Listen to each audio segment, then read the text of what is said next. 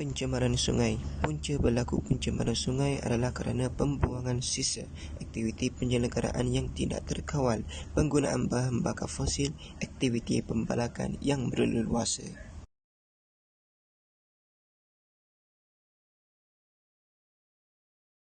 Pencemaran air mempengaruhi seluruh biosfera tumbuhan dan organisma yang hidup di dalam jasad air tersebut, serta organisma dan tumbuhan yang mungkin terdedah kepada airnya. Kesannya boleh merosakkan bukan sahaja kepada spesies individu tetapi juga kepada komuniti biologi semula jadi. Perlu melalui satu proses ini. Sebagai contoh, kalau kita lihat di macam pasar basah lah, pasar basah biasaannya kita hanya lebih kepada perangkap grease dan sampah. Perangkap grease ni maksudnya lemak. Tetapi air itu masih lagi tercemar, masih lagi dipenuhi dengan bahan-bahan kimia, bahan-bahan organik.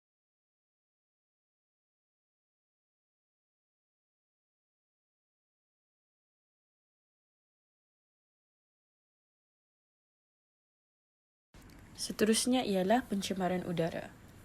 Antara punca pencemaran udara ialah pembakaran bahan api fosil, pembakaran sampah terbuka, aktiviti pertanian yang berleluasa dan juga pelepasan asap daripada kenderaan. Maka jelaslah bahawa pencemaran udara dapat memiliki banyak kesan negatif terhadap masyarakat, kesihatan manusia dan ekosistem secara keseluruhan. Antaranya ialah masalah kesihatan, kualiti udara terjejas, kesan rumah hijau dan juga pemanasan global.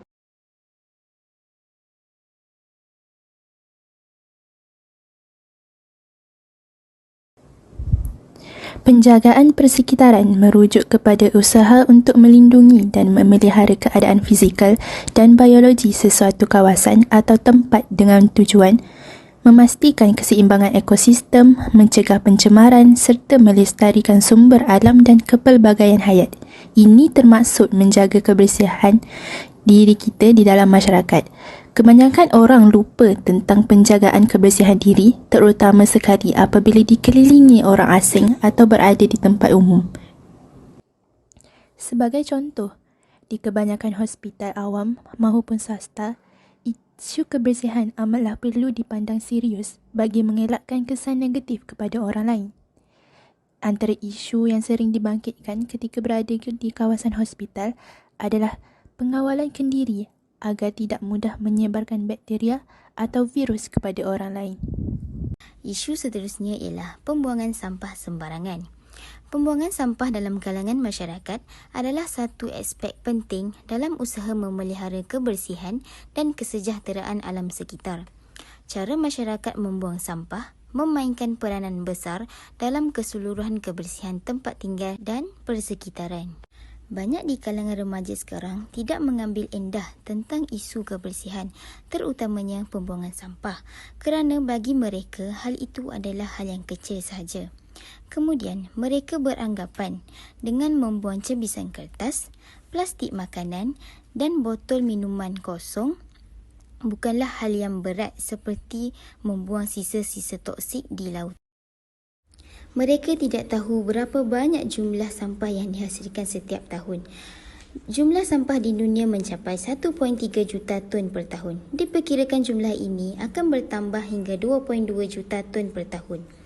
Kita sebagai masyarakat Malaysia mestilah menunaikan tanggungjawab kita untuk membuang sampah di tempat yang sepatutnya, terutama golongan belia, kerana merekalah yang akan membentuk masa depan negara kita nanti.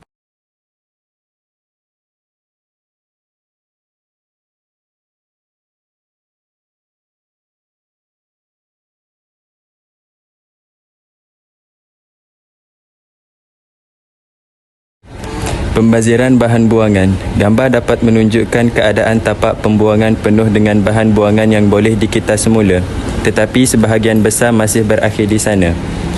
Yang kedua, pengumpulan bahan buangan. Menggambarkan proses pengumpulan bahan buangan di kawasan awam atau pusat kita semula dengan orang yang membuang bahan buangan ke tong kita semula yang sesuai. Yang ketiga, pemisahan dan pemprosesan. Ilustrasi proses pemisahan dan pemprosesan bahan buangan di pusat kita semula, di mana pekerja bekerja dengan mesin dan alat untuk memproses bahan-bahan tersebut.